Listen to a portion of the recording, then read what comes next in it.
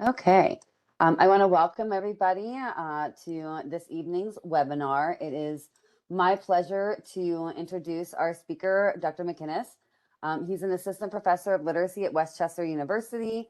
He began his teaching career as an early elementary classroom teacher in Washington, D.C., and his research interests include family literacy, early childhood education, Black children's literacy development, and critical literacy.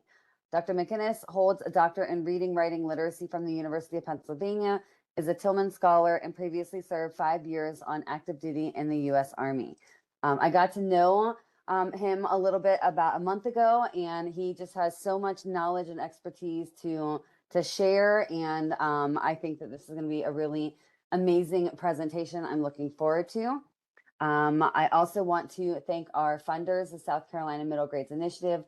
Without their support, we wouldn't be able to host webinars every month, which every month has a theme and then a connected webinar and blog posts. And so with that quick introduction, I want to pass it over to our wonderful speaker for today.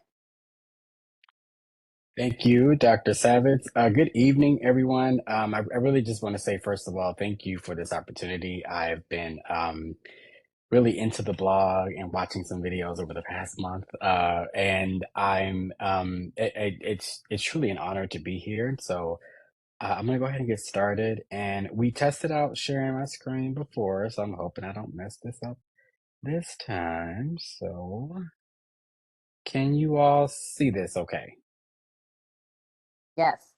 perfect. Can you all still see the slideshow? Yes. Okay. All right, everyone. Welcome to Rooted in Home, Black Families, Community, and Adolescents Disciplinary Literacy. To kick us off, I'm going to talk about the agenda. We'll do a little bit of defining what literacy is, and then I have a question for you all and thinking about what that looks like at home. We'll have a talk about the discourse on Black family involvement and what that entails. I'll talk about the traditions of Black genius and the ways in which we think about how Black families do literacy at home, and also consider the ways that they're not uplifted or recognized or even celebrated in schools. I have a study that I'm pulling some data from that I'm happy to share with you all. And it is from some families that I got to talk to during my data collection for my dissertation and also afterwards. I'll share some findings and how I framed this and how I came to this work. And then just thinking about some suggestions for the field and for the classroom. So firstly, why family literacy and how do I come to this work?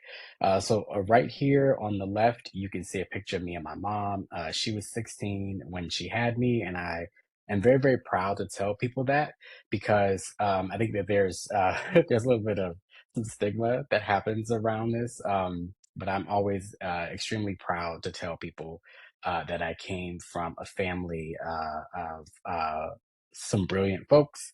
Um, who cultivated a world for me so that I could dream the impossible, regardless of what people said would happen to a Black boy born to a teen mom in Flint, Michigan.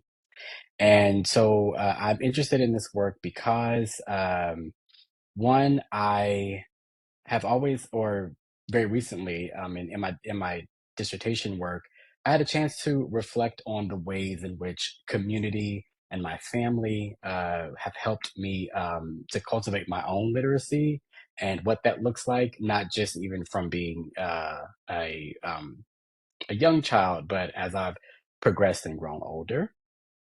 Oh, the picture of me in the middle is when I was 3, and the picture of me on the right is when I was 5. So, what is literacy? If you're all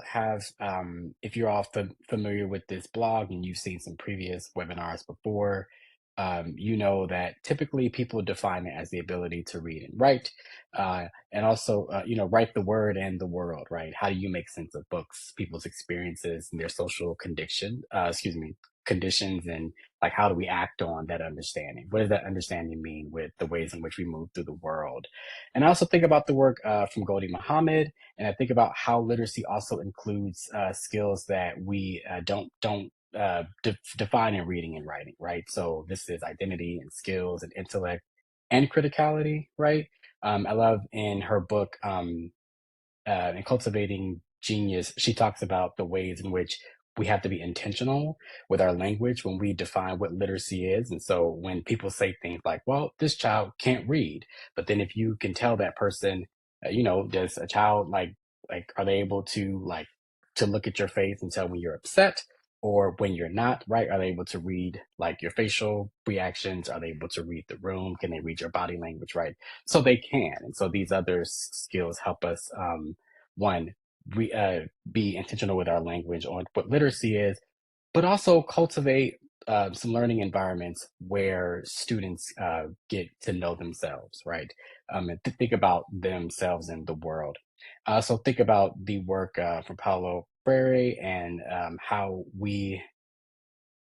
critical literacy helps us to question whose voices are heard, whose stories count and show up in the world and in the work that we engage with, right? And then we use this framework towards these pursuits of liberation.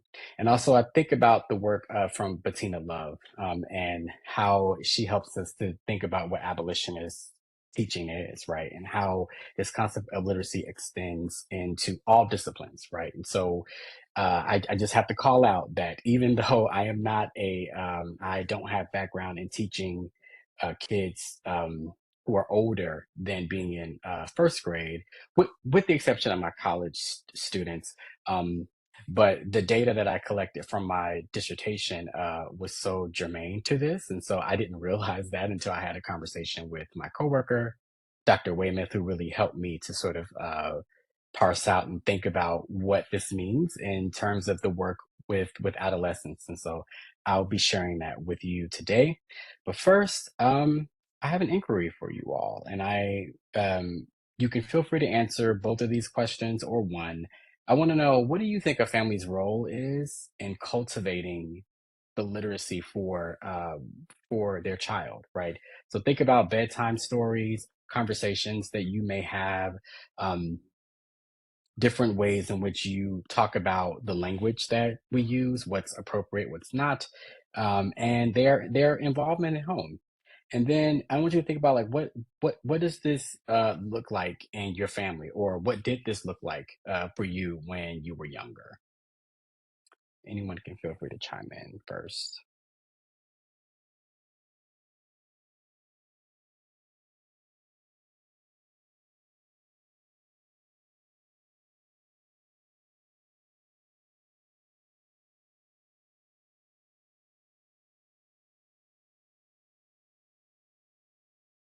Any thoughts from anyone? Oh, sorry, Savage. I can go ahead.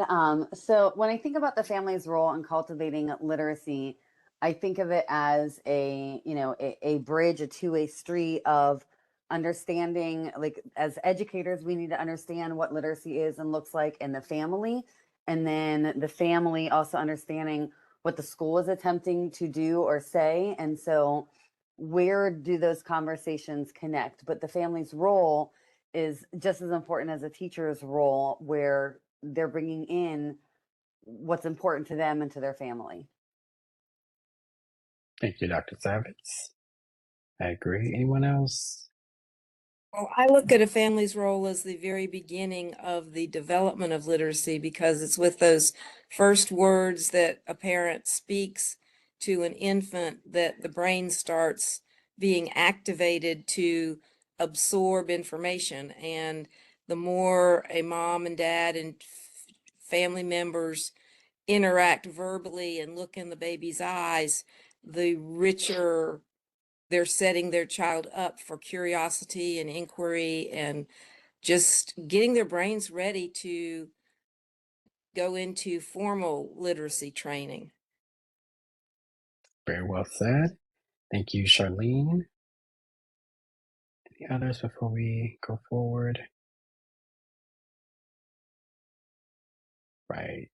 I appreciate you all, and I agree with all of these, the sentiments shared, and one thing that I will say to this is one of the things that I've been fortunate to understand in my work with working with families is that while we can collectively agree on these different ways and roles in which we play in helping to cultivate the literacy of children, this does look different for different folks, and particularly in schools in the United States. And so I'm going to talk about some discourse on this, how we got to this point, and thinking about different ways to sort of shift the discourse and the conversation around it.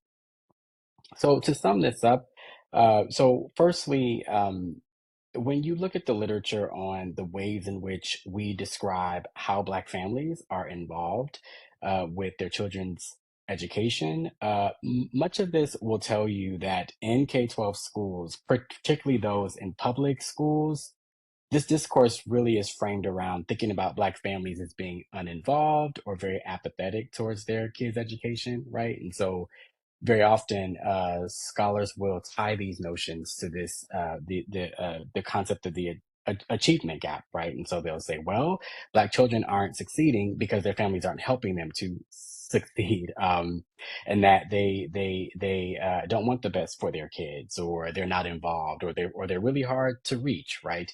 And while some of these elements around, particularly with communicating with Black families, can present some challenges, a lot of this discourse really is rooted in anti-Blackness and racism and ableism, right? And the structures that help to reproduce these notions of Black families.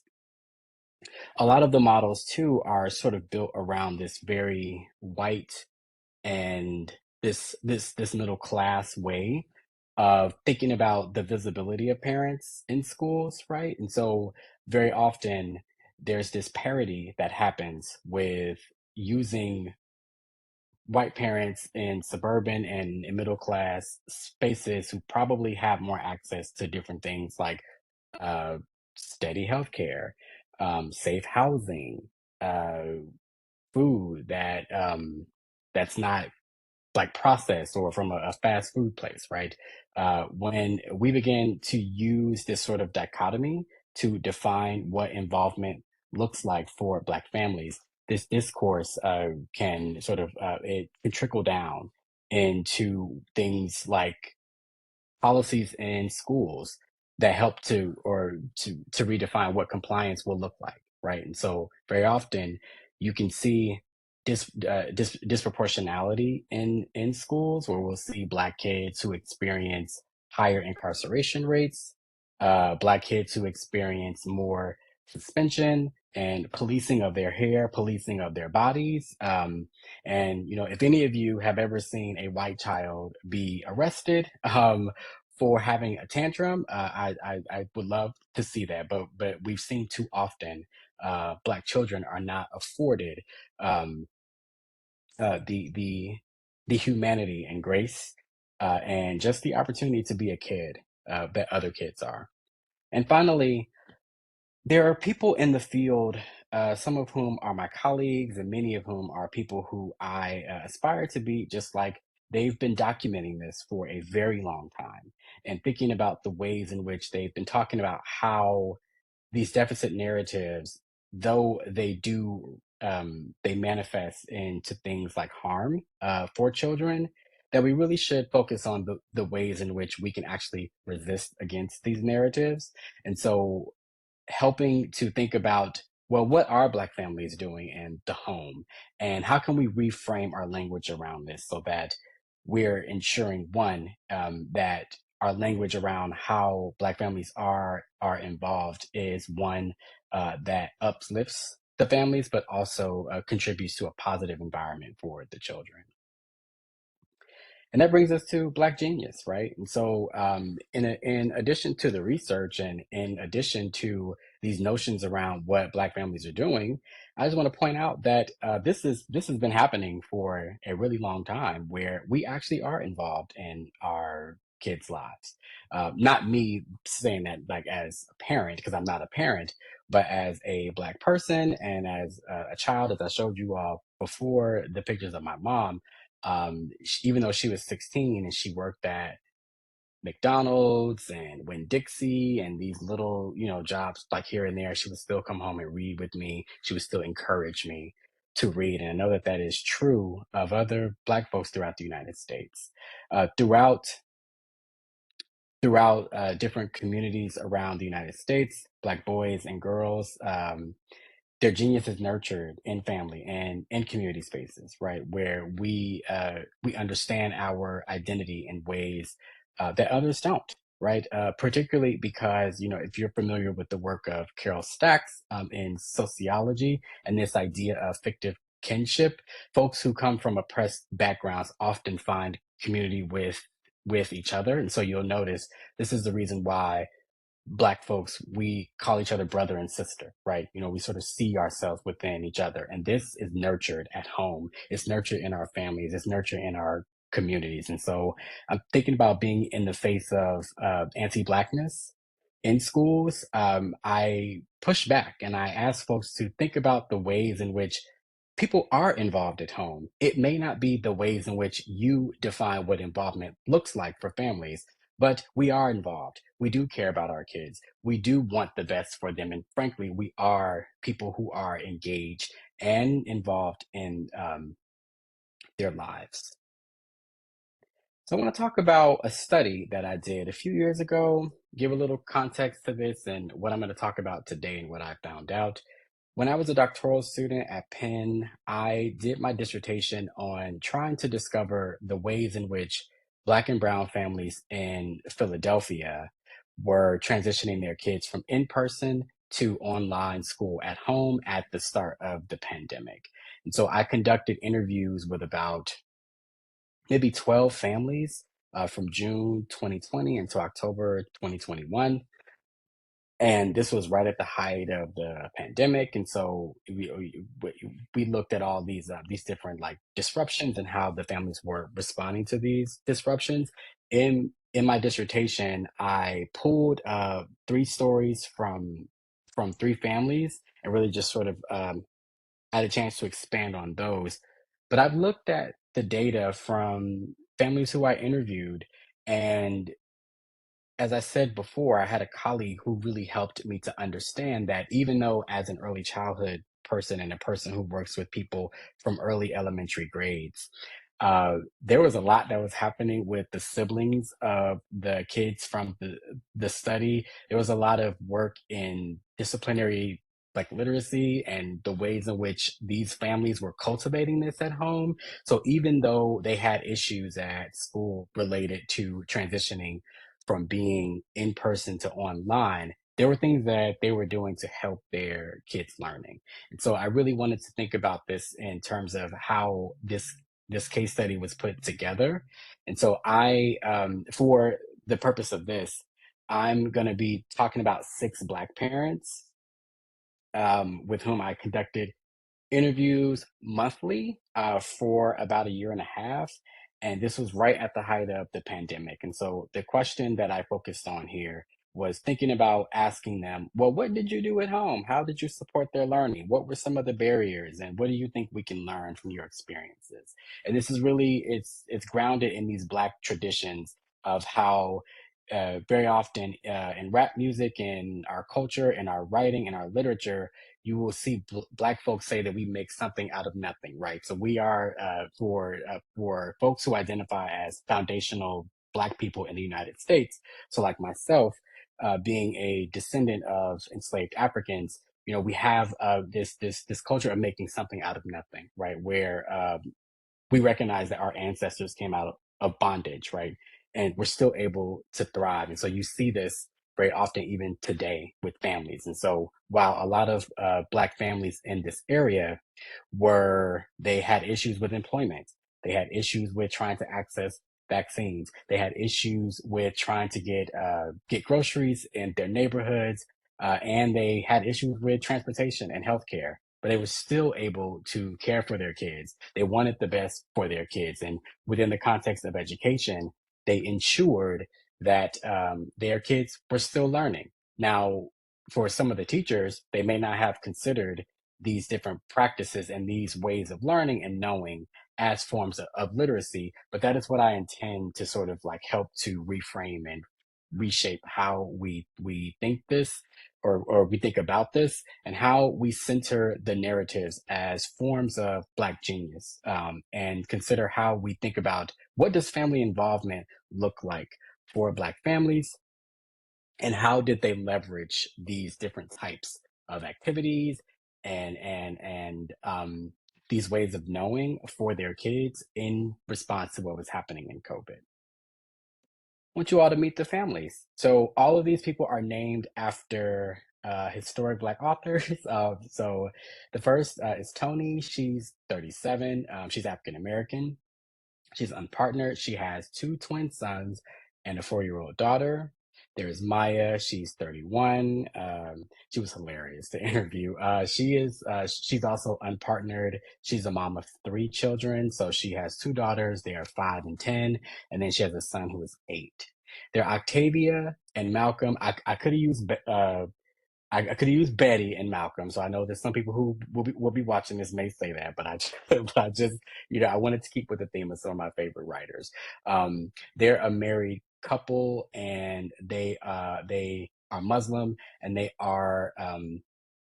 parents of 4 kids. So they have 2 sons. They are 7 and 16, and 2 daughters who are 8 and 11.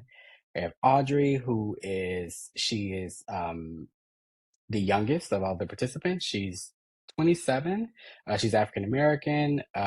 She is partnered, but her partner was not involved in the study, so I just wanted to call that out.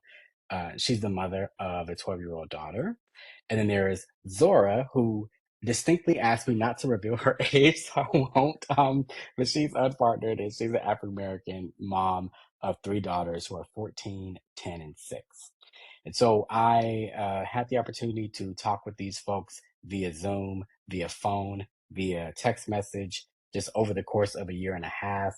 And as I was learning from them, and as they were telling me about different things that happened in their household at the time that I was analyzing the data, I was just looking for the 3 research questions that I outlined in my dissertation, and that was just thinking about how parents or for the families who had kids who were young, what kind of elementary age things were happening. But as I'm coming back to this data, even years later, there were so many things that were happening for kids for 6 through 12 that I didn't even realize, and that I even had to check my own biases, right? Um, with doing this work, because I didn't even consider these forms of literacy, right? And so there are five findings here that I wanted to talk about. The first is from Toni, and it is stories are everywhere. So she has 2 twin boys, and they're in high school, and so they had this assignment where they had to work on a personal narrative, and they really struggled with this. It was to the point where sometimes, like, I would be, like, we would be on an interview, just on like just talking via our Zoom, and her sons would come in and complain about like the same issues over and over and over again because they did not want to write these personal narratives.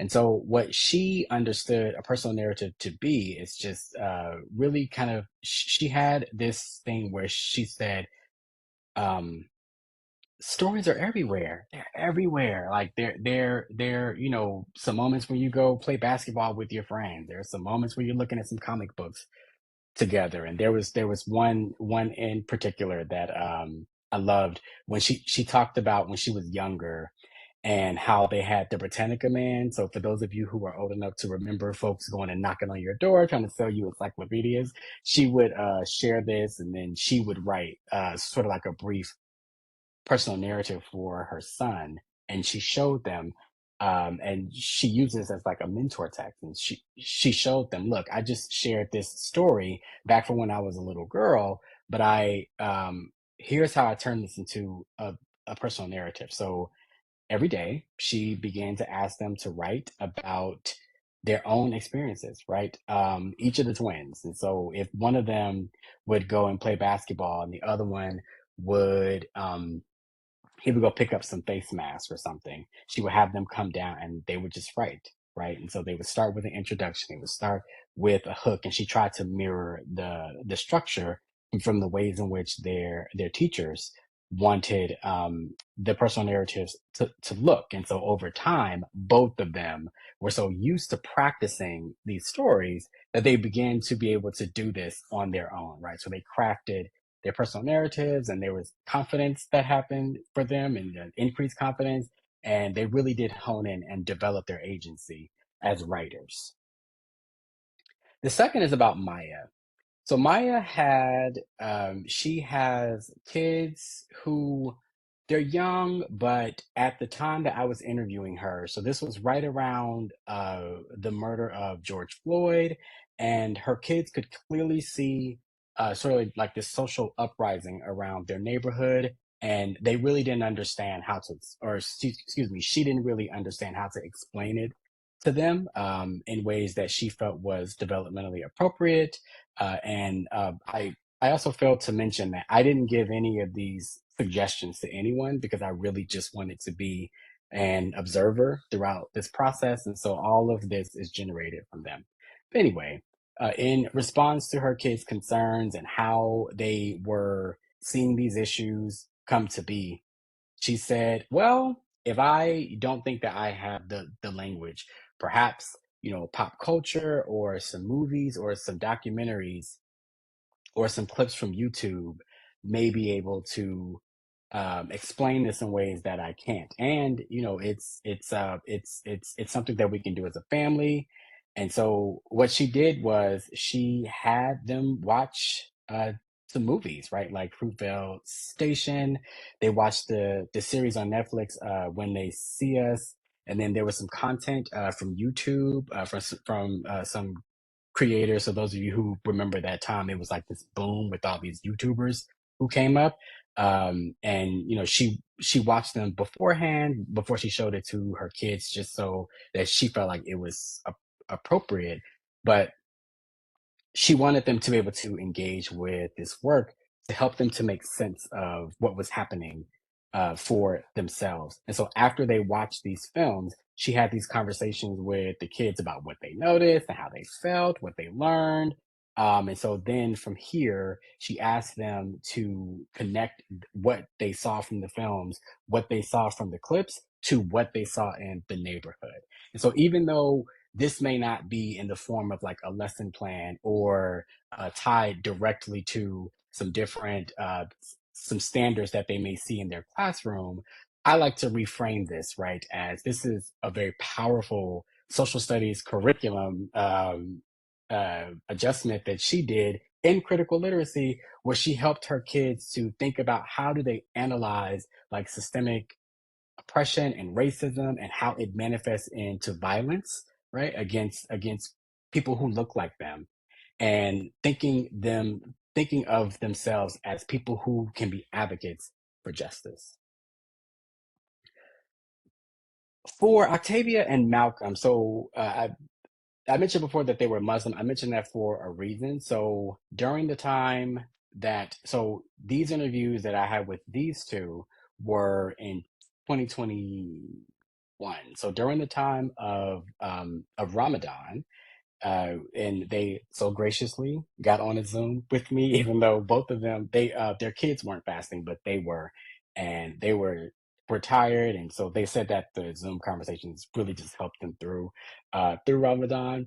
But one of the things that was happening while they were fasting, so one, um, there were some variants that had resurged in the community or excuse me, throughout the United States. And so in their community, a lot of the businesses around where they lived began to have these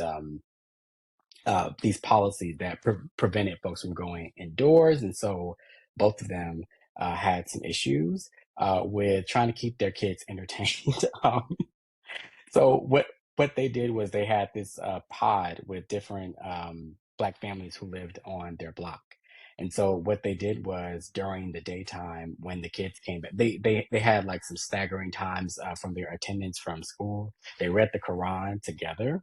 And then afterwards, they would have like every day, every time, like once they got done reading the Quran, they would ask one child to think about like how they felt, and then come up with like one act of service that they could do for someone else. So it could be selling like juice or something, to raise money for a shelter, or it could be collecting socks to take to um, a church that was a few blocks away from them, or even from mosques, right, that were close to their neighborhoods. And then they were also collecting things like for period poverty, etc. Okay.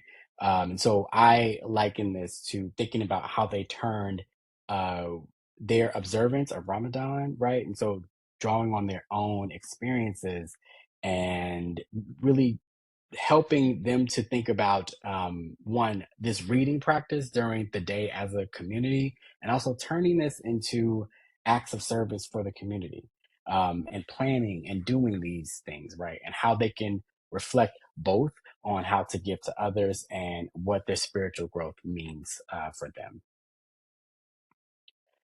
For Audrey, so her daughter, she had a 12-year-old who, so she repeated the sixth grade. So when I did this interview with her, this is when her daughter was in her second year of sixth grade, and she hated ratios in math. I hated them. She talked about it and complained about it all the time. So she has a little sister who one day she was taking out her beads in her hair. So very often, sometimes the siblings will help with taking down hair before you go to bed or even for the next day. And she was taking out the beads from her sister's hair, and her mother, so Audrey, thought, "Oh my gosh, maybe I can create, maybe I can help teach her what ratios are, right? Using beads from her sister's hair." And so that's what she did. And so she began to show her daughter with beads on the kitchen table, how these beads, like she would like arrange the beads by different colors, and she would put them in different piles, and she would show her how equivalent and how mixed types of ratios like looked. And then she helped her eventually to begin to articulate these things herself, and even tying them to word problems, right? So when she would have a worksheet or something to complete, she would, instead of, let's say the problem asked about um, something like rocks or some plants, she would just replace the noun or whatever the subject was with beads, to help her understand what a ratio is. I just thought that was genius.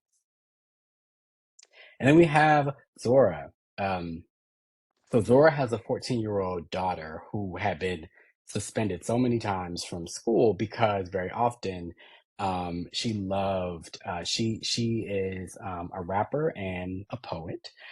She's extremely talented. If she wasn't 14 and I had some permission to share her Instagram, I would. She's extremely talented. She loves to rap, and I think she's 18 now. So I'll ask and see. I'll connect with the team, see if I can share her Instagram. But she raps, she writes, and but because of her demeanor, right? And I just say that in quotes. In school, and when she was asked if she was interested in the things that she was learning about, she would always say no. Her teachers took that as defiance. Um, and she experienced a lot of harm and a lot of discrimination at school because of the fact that she loved to write poetry and rap.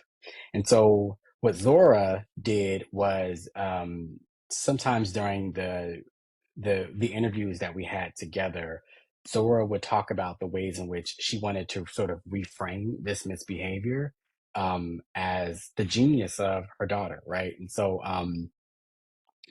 when her daughter would get suspended from school from, like, let's say she didn't write a prompt fast enough, or if she was asked to provide like an inference or something to text, the she was one of the very few Black children in the school as well. So I just want to call that out. Um, when she would get suspended from school or other times, her mom actually encouraged her to write her raps at home, and to write her poems at home because, she saw this as sort of central to her creative work as opposed to a distraction from quote unquote what real school is, right? So it was a both and, right? Where you can find some relevance in what your teachers are asking you and also bring in your own types your the ways in which you express yourself with rhyming, right? With poems. So Zora, she often would DoorDash and Lyft, and so when she got home, she would ask her child to rap for her, like where like what'd you write about today? Can you tell me about the rhymes that you wrote about? What inspired this? And so she sort of turned this defiance to brilliance. And I struggled with this one a little bit, with how to think about this as a form of literacy, but that's me just having to call myself out, right, for my own like biases and not trying to see this from the lens of a teacher who just wants compliance from a child, but as a Black person who sees a Black child cultivating their genius and it's not being acknowledged in schools. So I have some considerations for the field and what I think can help with regard to how we think about this discourse.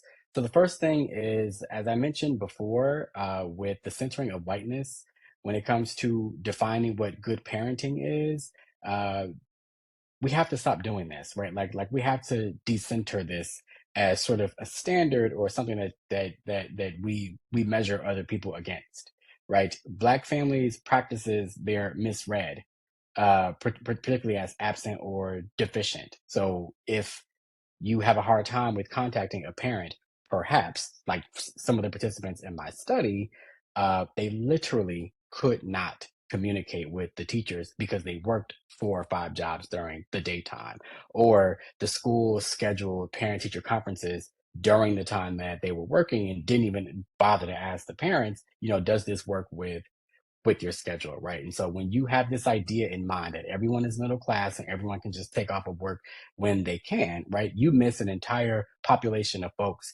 whom, one, you're not serving, and two, you could learn from. The second is thinking about Black parenthood as a form of genius, right? Black people do have high expectations of their kids. They do think about like how they uh they help their kids think about injustice and racism, right? And then the spiritual grounding too, and community organizing. They're central, right, to the Black experience, to Black achievement. And I believe that this should be named as sophisticated and intellectual work, right? We have to adopt an asset-based view of the involvement, and so we're thinking about how do you reach out to your parents and see like what's happening at home, and if you notice some things that happen in school, rather than labeling these things as defiant, really reimagine behaviors and things that you see from an asset based perspective, right? So that we're able to build on the capital of the families and not necessarily try to fix them. And then we must also, like, we have to wrestle with the deficit thinking that we have. I quickly learned this when I was collecting my data, and I assumed that because I'm a Black person who was born to a teen mom who grew up in the hood, right, that I would just be readily accepted by these families as a person who, would be invited to learn about their lives. And I quickly learned very fast that that was not the case.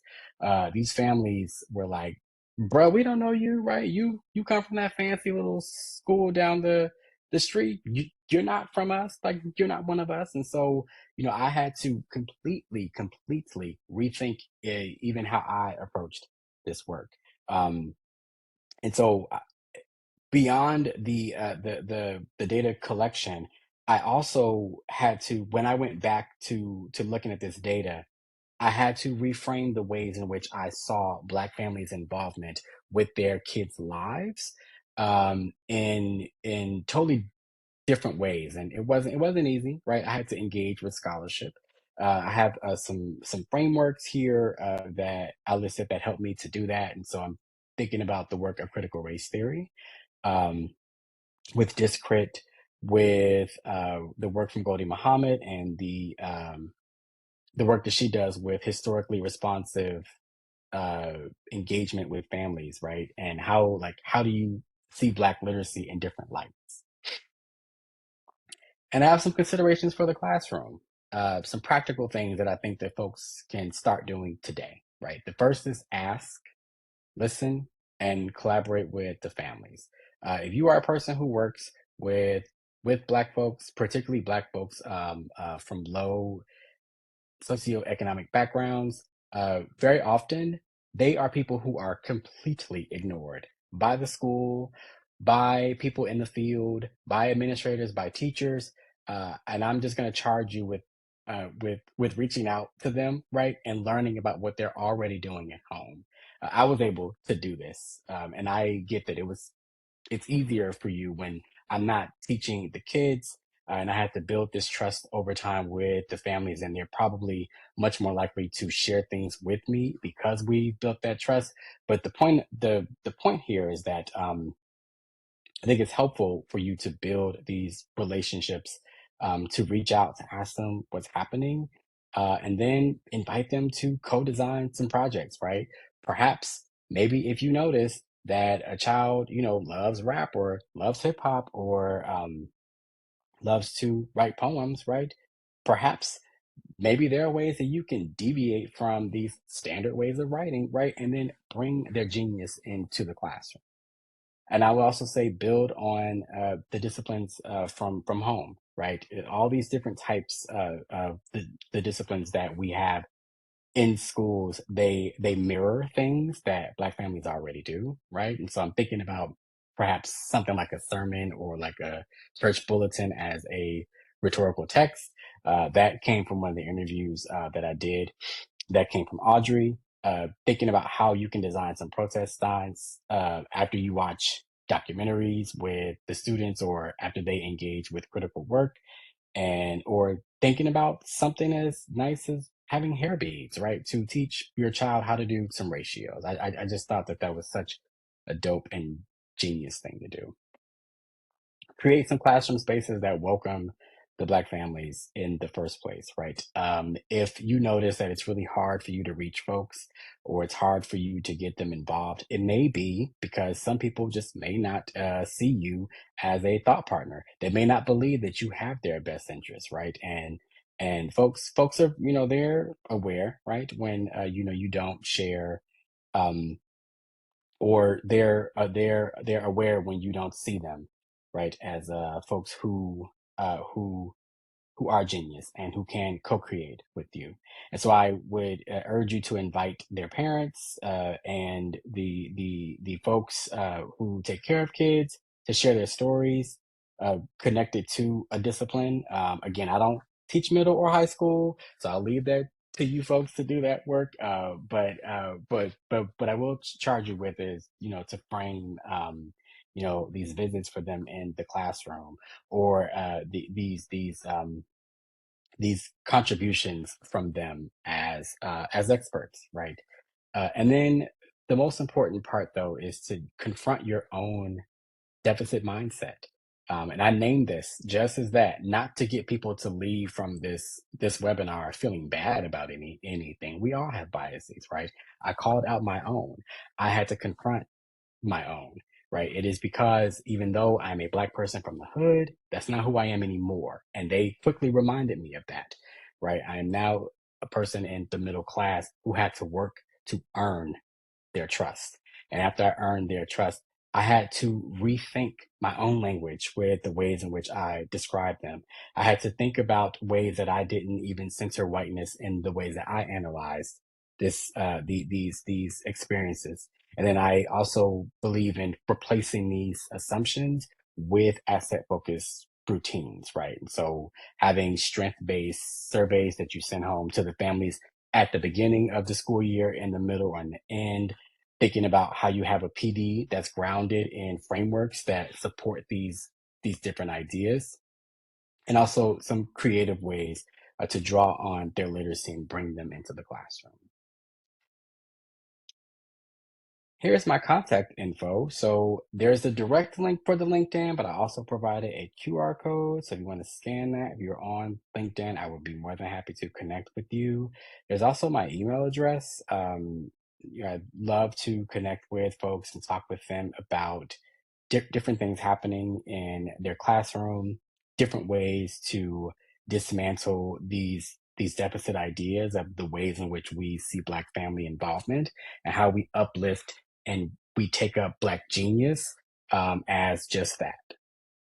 The last slide is just for credit for the slide. I didn't come up with this pretty format by myself. It came from SlidesGo. So I did want to give them some credit, but I will stop sharing and take any questions that anyone has about the presentation. Thank you, Dr. McInnis. Yes, we do have about 13 minutes for some questions, so feel free to unmute or put it in chat. And lots of good things that we learned about connected to scholarship, but also connected to practice. So hopefully we have some questions to present to you. Thank you.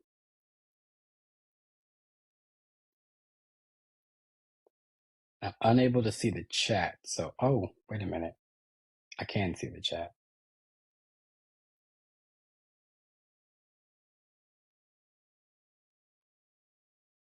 I'm curious, as people are thinking of questions, maybe this will help them. What is like one big takeaway that you have from the learnings tonight? There were some really good things going on during COVID. Thanks, I mean, Shirley. what those families were doing with their students surpasses what I've seen around me, where the parents just went, and these are parents in my neighborhood, they just continued to go to work and leave this was a first grader. She was just home by herself to manage her homework and her schoolwork. And so she struggled because there was zero parent involvement. And I just applaud these parents that went above and beyond really what maybe some of their teachers were doing, Thanks, Charlene. I appreciate you saying that. And I just, I just want to say for the viewers and for the audience, things weren't perfect, right? They weren't. They had some days when they were like, you know what, get out of my face. I just want to lay down, go watch a video or something, right? I gather that is what parenting is. I'm not a parent, but I do understand some of the things that come with it. But I mean, they did take a very active involvement with their kids' lives. These through these interviews, I really had to sit down and like name these things as literacy practices, because on the on the surface, like I mean, she just glazed over like the thing with the beads, or like with like the ratios and the beads. I mean, she glazed over it, and then I was like, wait. Let me rewind that back, right? And then I listened very deeply to what she was saying. And one interview, she talked about her daughter's frustration with math and the ratios. And then during like an interview later, this is when she brought up, well, you know what? She had to take down her sister's hair anyway. Why don't we just turn this into a math lesson? So I just thought that was really, really nice. Any other takeaways, or have questions popped up or connections? Hi, I'm on I said, audio only, so I can't raise my hand. Okay to go? Yeah, go ahead. Okay, thank you. Hi, everyone. My name is Kelsey Purdue. I am a former educator. I'm currently a policymaker. Thank you so much, Doctor, for the presentation. My question really is around, I was really struck by your vulnerability and willingness to share your own bias. I think that's often missed in presentations, and when we encourage folks to kind of see it, name it, and work on it. And so I really want to say that A, I appreciate that. And then B, how might we because kind of that reflective exercise can be really difficult to stop and do and think about in the midst of our very busy days. Can you just talk about some tips of how we can, especially when we have those blind spots, how do we find them? How do we put light and shed light on our blind spots, especially with on a day-to-day basis? Thank you. Thank you, Kelsey. Thank you for sharing. For I One of the things that I didn't mention in my bio is that I'm getting my MPH at Yale, and Kelsey is one of my classmates. So just wanted to shout her out, and I'm so grateful for her calling in. But Kelsey, to your question, I think one, for the vulnerability, that was not easy. So for the folks who are doing research with families or these reflections on their own, I just want to call out right now that it's not easy. It's really difficult, because you really have to sort of look at yourself and say, "Wow, that was a deficit type of way of thinking about a person." Or, for me to say that that was like, "Oh, this practice was ghetto," or this was like, I had to check myself, because again, I'm not a little black boy in the hood anymore. But I think for something practical that you can do going forward, one of the things that I do, I mean, this may sound kind of like corny, but when I like before I say things about folks, especially like black folks, I always think to myself, who am I to say this, right? Like, who am I to make this like this judgment? Who am I to make this call? Who am I to determine how or what this form of genius is? And so I think just having those moments where like before you like say something, or before you organize like a practice, or like a note home, or like a referral to like a principal's office, really just take that time to like assess and say inside, who am I to say this? Was this defiant? Was this aggressive? Is this something that's disrupting the classroom, or am I carrying my biases with my perception of others?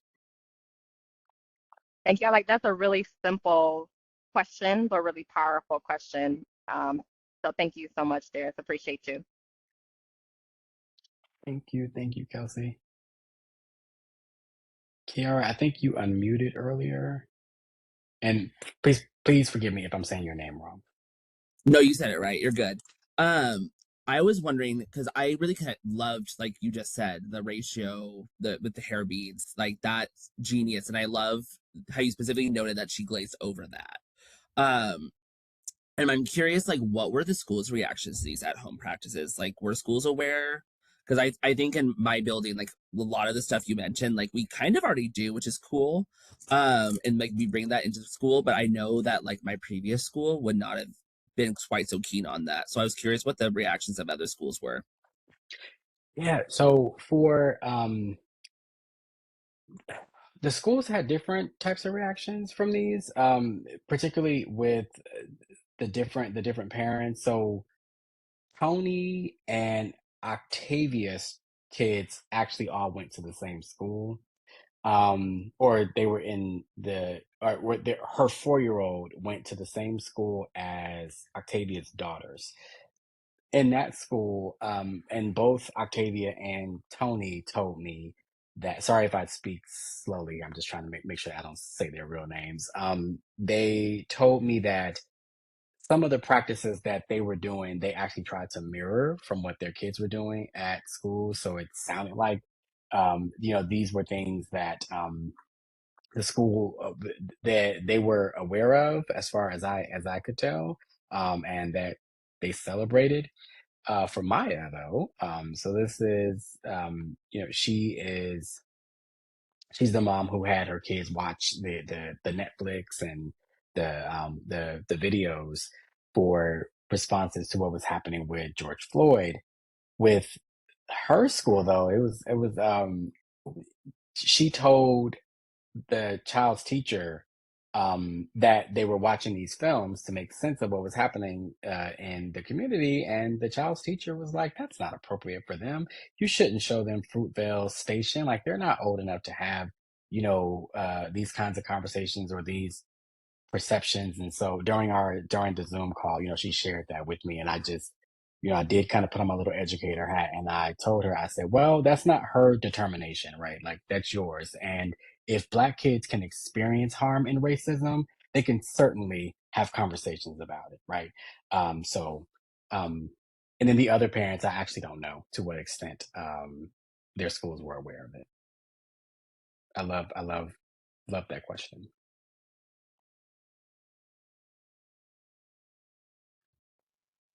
Anybody else? And while you're thinking, I am going to put something in chat. It is our feedback survey so that we can learn, grow, find out additional topics of interest, things like that. But we have time for about one more at least, if there's a question, comment, or connection.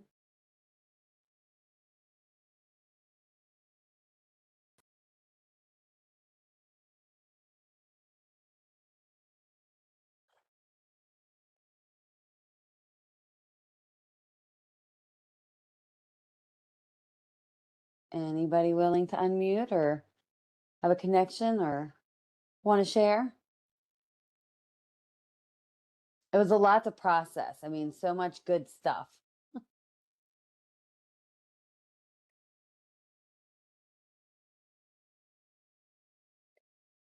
Well, I can share one more thing. As I said in the beginning of the presentation, I am primarily a person who works with early grades and with elementary school kids. And but anyone can do the work of disciplinary literacy, and I encourage y'all, right? Like to push yourselves, relook at your data, relook at uh, different ways of knowing and learning, grow your thinking, right? Beyond like what you're comfortable with, like step outside of your comfort zone. Um, and really engage with this work. I really encourage y'all to go read the blog. There's some really cool stuff there. All right, y'all. Speaking of the blog, Dr. McInnis, we're gonna get a blog post from you? Yes, yes. So I'm you'll just be able in. to read more from Dr. McInnis as well in that blog. But I want to thank you all for coming. It's a lovely pollinated North Carolina day where I am. But we'll stay on for another minute or two if anybody has an additional question. Otherwise, I hope you have a wonderful Thursday evening, everybody. Thank you all for Thank you so joining. much for sharing with us. Thank you. Thank you. You all. Hey, Donna. I was expecting you to ask questions, and you usually have lots of these. I mean, you have so much. Donna is a former PhD student of mine. I was her chair. She does a lot for multilingual learners and a lot about community. So I was so excited she was here, but then she didn't ask any questions, and I'm like, this is like, I mean, it's a different lens to it, but right up her alley. Well, I love like family stories and hearing families talk about like how they do home, how they do learning and sharing their stories and everything. So it was a lot to think about at once. It wasn't it's one of those I really enjoyed that and appreciated just hearing from parents. um so I appreciated that lens very much, but I couldn't articulate a question. This is one of those presentations that I'll think about, and once we get the video review again, because I just sharing their stories and a reminder of just that lens that schools should have when talking to parents, and then sometimes the lens we don't always use, and as we try to promote and get more people to use that asset lens. So thank you for that. That was great. Thank you, Donna. That means a lot. Thank you so much. Um, and yeah, it's a field that I find is growing every day with different like perspectives on this and different people who come from this work with different ideas. And I'm always up for being in dialogue with folks because I full transparency, this going in I'm writing a paper on this, so the blog will be pretty easy to write because I'm writing a paper on this, and it took a lot out of me. a lot because I had to completely rethink what community engagement and family involvement looked like. So Yeah. Well, that's great. That's great. We're always learning. So I appreciate that so much. I look forward to the vlog too. thank you so much. Thanks, Donna, or Dr. Confier. I'm sorry, we're all using the big names. But thank you so much, and thank you, Daris. And Charlene already hopped off. It looks like so. You two might want to connect sometime and have a conversation. I think that you would really enjoy each other's dialogue connected to this. So Okay, great. So is your information is in your presentation? Yes. Okay. Yes. I'm Yeah. still Fun. Everything recording. is Like there.